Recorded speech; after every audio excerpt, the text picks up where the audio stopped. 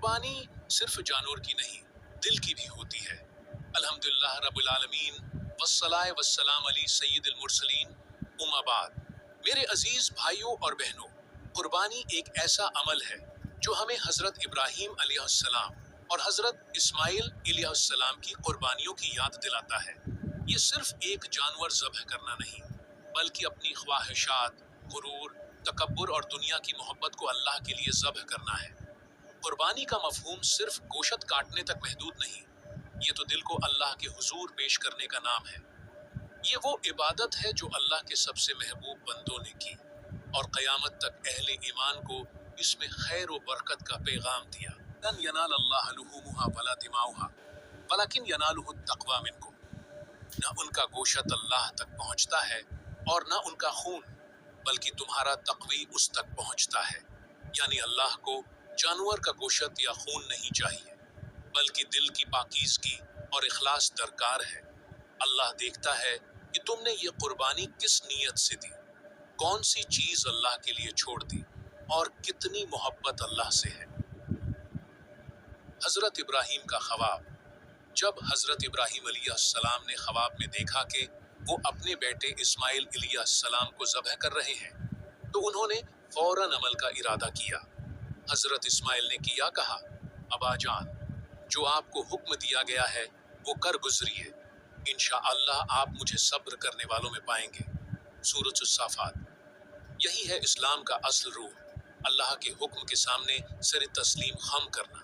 حدیث نبوی کی روشنی میں رسول اللہ نے فرمایا، قربانی کے دنوں میں اللہ کو خون بہانے سے زیادہ محبوب عمل کوئی نہیں، اور وہ قربانی قیامت کے دن اپنے سینگ، بال اور کھروں کے ساتھ آئے گی۔ ترمذی۔ ایک اور حدیث میں ہے، قربانی ہر بال کے بدلے نیکی ہے۔ ابن ماجہ۔ ایک اور حدیث میں ہے، قربانی ہر بال کے بدلے نیکی ہے۔ ابن ماجہ۔ یعنی جانور کا ہر بال، ہر حصہ اللہ کے نزدیک اجر کا باعث ہے۔ قربانی کرنا صرف رسم نہیں، بلکہ بہت بڑا اجر رکھنے والا عمل ہے۔ حضرت علی حجویری فرماتے ہیں، قربانی صرف جانور کی نہیں، بندے کی خواہشات کی ہونی چاہیے۔ اگر نفس زندہ ہے تو قربانی ابھی مکمل نہیں ہوئی۔ قربانی وہی ہے جس میں نفس کو فنا کیا جائے اور اللہ کی رضا کو غالب رکھا جائے۔ قربانی وہ ہے کہ انسان اپنے دل کو اللہ کے سپرد کرے۔ اللہ صرف دل کو دیکھتا ہے۔ حضرت ابراہیم اور اسماعیل کا واقعہ، ایک باپ اپنے خواب پر ایمان رکھتا ہے اور بیٹا اپنے باپ کی اطاعت پر راضی۔ اللہ نے اس قربانی کو قیامت تک کے لیے سنت بنا دیا۔ آخر میں اللہ نے فرمایا، اے ابراہیم، تم نے خواب سچ کر دکھایا، ہم نیکوکاروں کو یوں ہی بدلہ دیتے ہیں۔ اور پھر جنت سے دمبا بھیج کر بیٹے کی جگہ پر ذبح کروایا۔ تو ایک ولی اللہ کا واقعہ، ایک ولی اللہ ہر سال قربانی کرتے۔ ایک سال مالی حالت خراب تھی۔ کسی نے پوچھا اپنے قربانی کی؟ فرمایا، ہاں، اس سال میں نے اپنی غیبت کی عادت قربان کی۔ یہ میری سب سے بڑی قربانی تھی۔ یہ ہے قلبی قربانی جو اللہ کو اصل مطلوب ہے۔ ہم ہر سال جانور خریدتے ہیں، ذبح کرتے ہیں، گوشت تقسیم کرتے ہیں، لیکن کیا ہم نے کبھی سوچا کہ ہم نے اپنے دل کا جانور کب ذبح کیا؟ جانوروں کی قربانی کے ساتھ حرص کو قربان کرو، غصے کو قربان کرو، حسد کو قربان کرو، نفس کے تقاضوں کو قربان کرو، تب جا کہ یہ قربانی اللہ کے ہاں مقبول ہوگی۔ قربانی صرف ایک عبادت نہیں، یہ اللہ سے محبت کا اظہار ہے۔ اگر تم اللہ سے محبت کرتے ہو تو تمہیں اپنی پسندیدہ چیز اللہ کے لیے قربان کرنی ہوگی۔ آج فیصلہ کرو، کیا ہم قربانی کے دن صرف گوشت بانٹیں گے یا دل بھی بانٹیں گے؟ کیا ہم صرف جانور ذبح کریں گے یا اپنے نفس کو بھی؟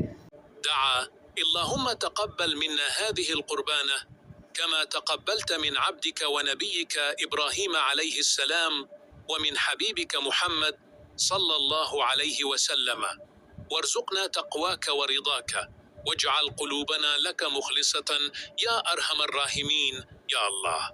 ہماری یہ قربانی قبول فرما جیسے تو نے اپنے خلیل حضرت ابراہیم کی قربانی کو قبول فرمایا۔ یا اللہ، ہمیں دل کی قربانی کی توفیق عطا فرما، ہماری خواہشات، نفس اور گناہوں کو تیرے راستے میں قربان کرنے کی ہمت دے، ہمیں اخلاص، تقوی اور رضا کی دولت عطا فرما۔ یا رب، ہم سب کی قربانیاں اپنی بارگاہ میں شرف قبولیت عطا فرما، آمین۔ یا رب العالمین، یہ عشق کا تقاضا ہے یہ دین کی پکار ہے، قربان ہو جا رب پہ، یہی وفا کا وار ہے، دل کا ذبح کرنا ہے، گوشت سے کیا ہوگا؟ قربانی وہی ہے جو نفس و فنا ہوگا۔ ابراہیم نے بیٹے کو رب کی رضا پر دے دیا، ایسا عشق، ایسی تاباداری تاریخ میں لکھا گیا۔ نہ دھن چاہیے، نہ دولت کی زینت، رب کو چاہیے فقط دل کی قیمت۔ قربانی کا دن آیا ہے، بندے کو آزمانے، کیا رکھتا ہے اللہ کے لیے، سب کچھ لٹانے۔